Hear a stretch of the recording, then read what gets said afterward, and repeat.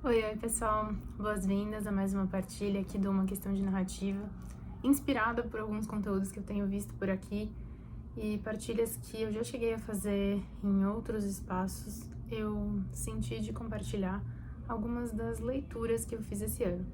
Vou trazer aqui algumas recomendações para diferentes gostos, nem todas elas necessariamente estariam na minha lista de favoritos, mas são coisas que de alguma forma me chamaram a atenção. E eu gosto desse tipo de partilha porque hoje a gente adentra uma sociedade que tá muito focada em conteúdos super rápidos, em ver tudo muito acelerado, em pensar só na produtividade do conteúdo. E às vezes a gente deixa de se conectar com coisas que são super importantes também para resgatar nossa energia, ter um momento de encantamento, de imaginação e saber que é possível também aprender alguma coisa, conhecer outras culturas, né, desenvolver outros referenciais a partir desse espaço que pode vir, né, do encantamento, da diversão. E que muitas vezes a gente deixa esse espaço da leitura, ou mesmo de outras conexões artísticas de lado, porque aquelas referências que às vezes estão nas listas de best-sellers, ou que nos lembram, né, dos tempos de colégio, não nos agradavam tanto, só que tem muita coisa legal que a gente pode conhecer. Então, a primeira referência que eu vou compartilhar com vocês foi uma das minhas primeiras leituras deste ano de 2024. É um livro que tem uma edição muito bonita, feita pela editora Darkside. Ele estava mais ou menos num período de lançamento, quando eu encomendei numa livraria de rua, no centro de São Paulo. Foi na ponta de lança, foi um atendimento bem bacana, mesmo que rolou ali um pequeno atraso no período de final de ano, o pessoal foi super acessível, uma comunicação muito boa, e acabou que ele chegou nas minhas mãos exatamente no momento em que eu podia dar atenção para ele. Que eu tive uma questão pessoal, familiar, saúde, atravessamento no início do ano, e eu não ia ter conseguido iniciar essa leitura, então foi isso, mas de lado, né, as questões pessoais e essas dinâmicas da gente também pensar, né, nos espaços que valorizam a leitura. Esse livro chama A Última Contadora de Histórias e ele tem uma premissa que me chamou muita atenção, né, que é de uma garota que tem a oportunidade, mas que na verdade é tudo muito, será que isso é bom? De fazer parte, né, de um grupo de humanos que vai embarcar para uma jornada para um novo planeta, porque na verdade, né, existe uma questão que ameaça a Terra em termos astronômicos e é uma oportunidade, né, que o pessoal agradece, mas também não está exatamente feliz. E eles vão precisar se preparar para esse novo espaço. E aí tem aquelas questões de ficção especulativa que entram no modo em que eles vão aprender, mesmo em suspensão, né, ali para chegarem no outro planeta com novos conhecimentos. Mas aí ela justamente faz parte de um grupo que acaba sendo interceptado por um coletivo que tem outros planos e modifica esses processos de conhecimento e desenvolvimento lá da nave deles. Mas a Petra, além dos conhecimentos científicos que ela queria ter, né, essa protagonista, ela sempre teve uma relação muito forte, muito por conta da avó ser uma contadora de histórias, e ela quer aprender mais sobre isso, e ela acaba conseguindo um espaço de desenvolvimento, e isso vai fazer muita diferença, né, a noção dela com as histórias, com os contos, com esses referenciais de imaginários, para conseguir resgatar laços e passar por certos desafios que aparecem por aí.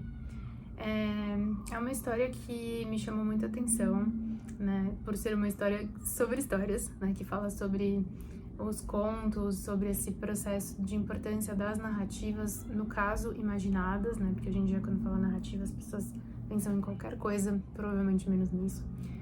E do como é esse desenvolvimento da protagonista que está entrando na adolescência, né, e tem que passar por esse processo de formação, de se descobrir a partir desse processo também de resgate, né, de mundo interno, das origens e de coisas que nem sempre são mostradas nesse papel de figura de herói e heroína, né, assumindo esse papel do herói.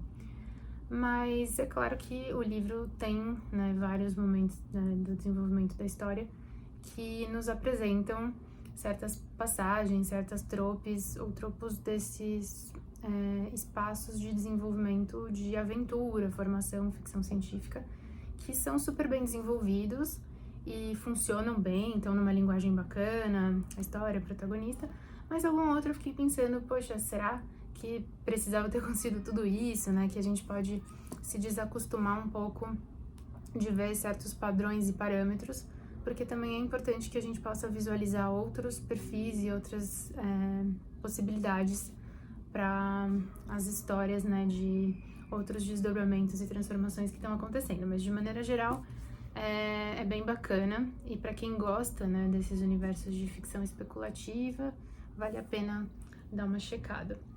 Na sequência disso, bom, sei lá se vai ser na sequência, viu, gente, mas eu fui numa feira de publicações independentes que teve também na cidade de São Paulo no primeiro semestre de 2024, foi organizada pelo pessoal que tem a editora Lote 42, a Sala Tatuí, Banca Tatuí, com gente que participou do curso de formação, acho que de publicação, curso de...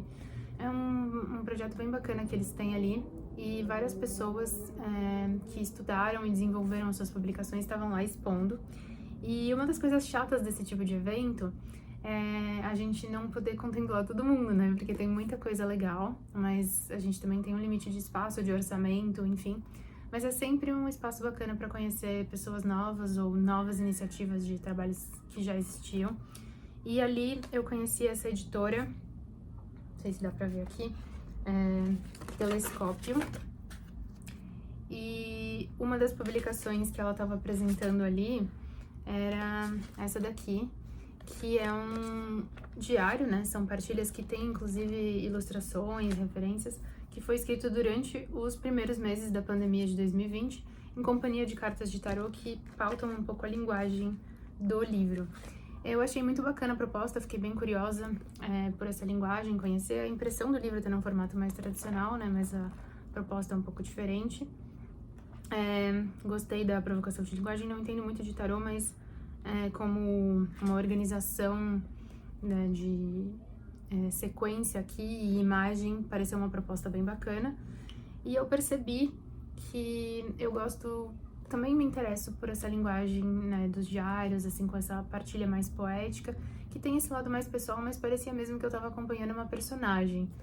Então, achei bem interessante essa forma de fazer essa partilha. Eu tinha gostado bastante dos diários quando eu li no ano passado a Tamara Klink, com a publicação do box, né, duplo, da Peirópolis, que, se eu não me engano, chama Crescer e Partir, que tá com uma edição muito bacana. E aí, esse ano, eu ganhei de presente o Nós, que é o livro da viagem mais longa que ela fez, né, em 2021, pelo Oceano Atlântico, que foi pela Companhia das Letras. E tá numa edição bem legal também, que tem várias partilhas, e depois eu fiquei sabendo um pouco do processo de edição, que ela comenta, né, que conversou bastante com a editora para fazer a escolha dos textos, as modificações. Realmente foi um trabalho bem intenso, e aqui parece uma coisa bem orgânica e fluida, dá para perceber, né, que tem um trabalho de organização. E eu gosto bastante desse tipo de partilha, porque a Tamara, ela compartilha com a gente a viagem dela para além do mapa, né? Mas também o que está sendo vivenciado, percebido, recebido de todos esses processos, que para algumas pessoas pode conectar mais ou menos. Eu gosto bastante desse tipo de partilha e especificamente da linguagem que ela utiliza. E eu segui, né, indo por algumas feiras. Na feira da Unesp, que é uma feira conhecida por descontos e, né, tem vários pontos positivos e negativos, é um espaço para quem tem muita bibliografia para comprar, para pessoas que leem muito volume poderem aproveitar os descontos diretos das editoras. E uma surpresa muito bacana é que eu conheci uma editora nova, que é a editora Quitembo, que publica afrofuturismo, autores nacionais.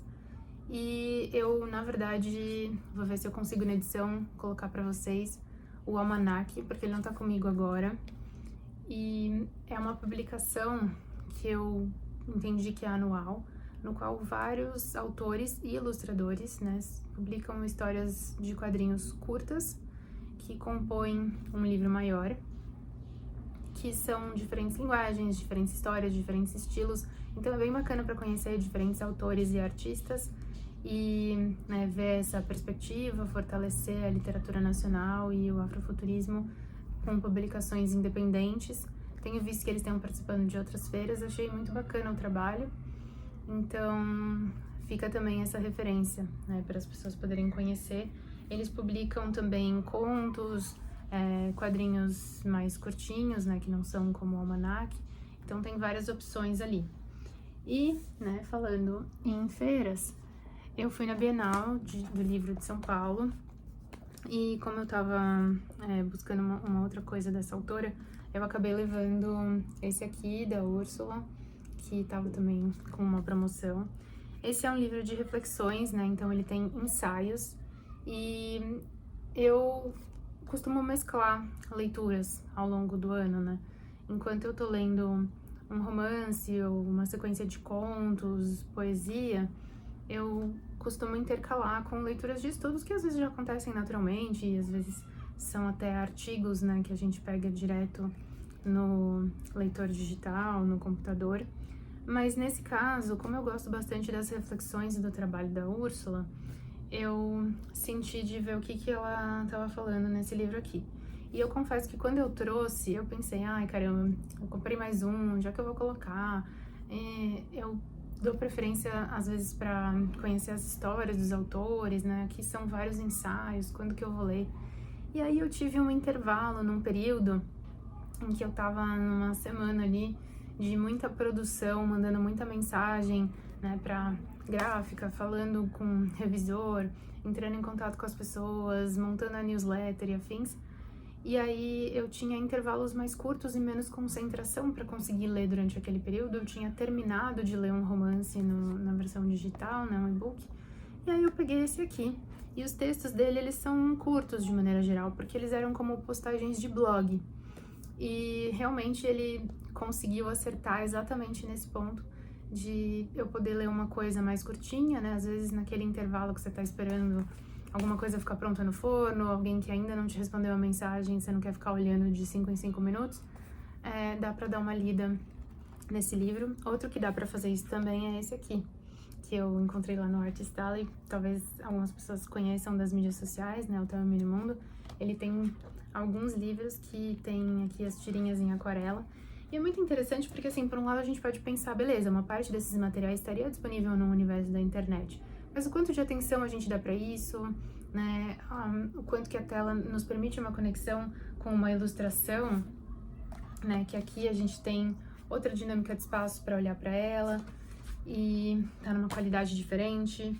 Então, de entender, né, que existem formas da gente se conectar.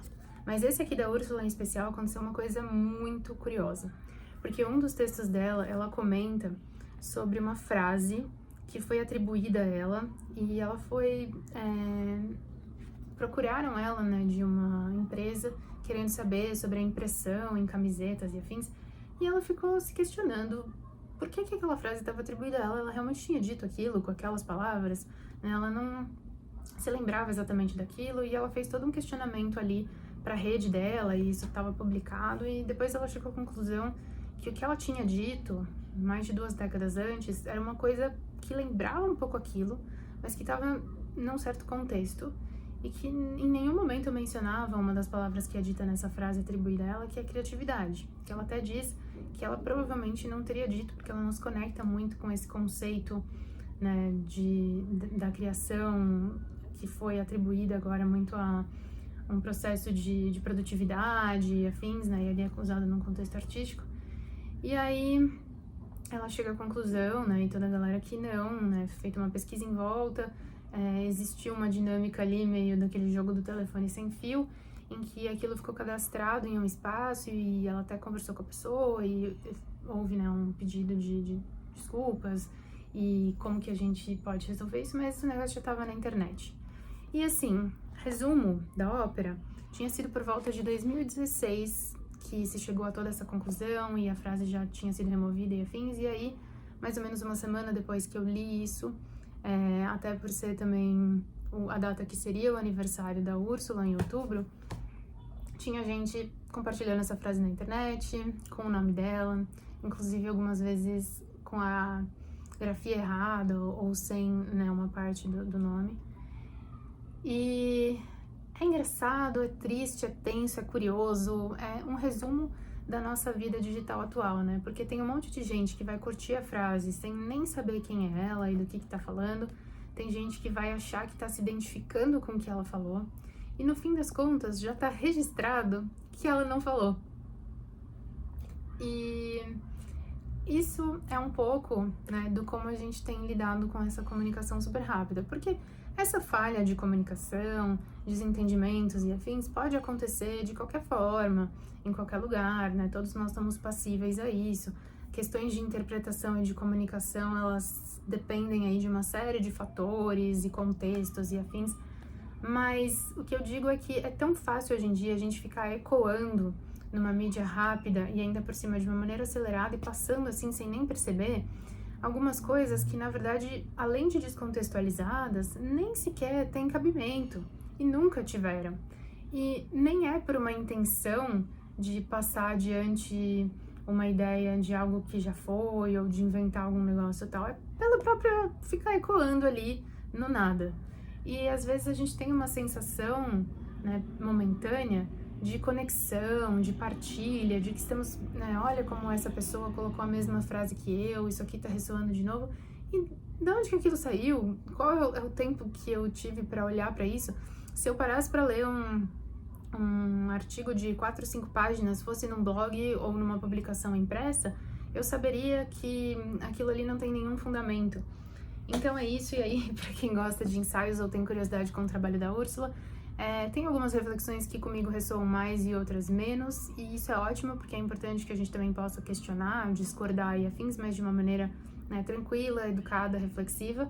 Mas ela tem muitos posicionamentos com relação à cultura, e ela faz várias partilhas sobre o gato dela, então é divertido.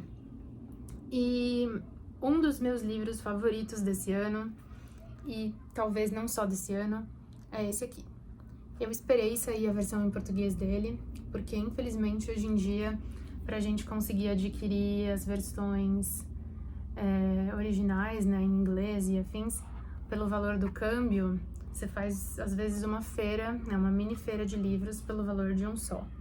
E eu conheci, na verdade, por conta da ilustradora, que é a Ana Cunha.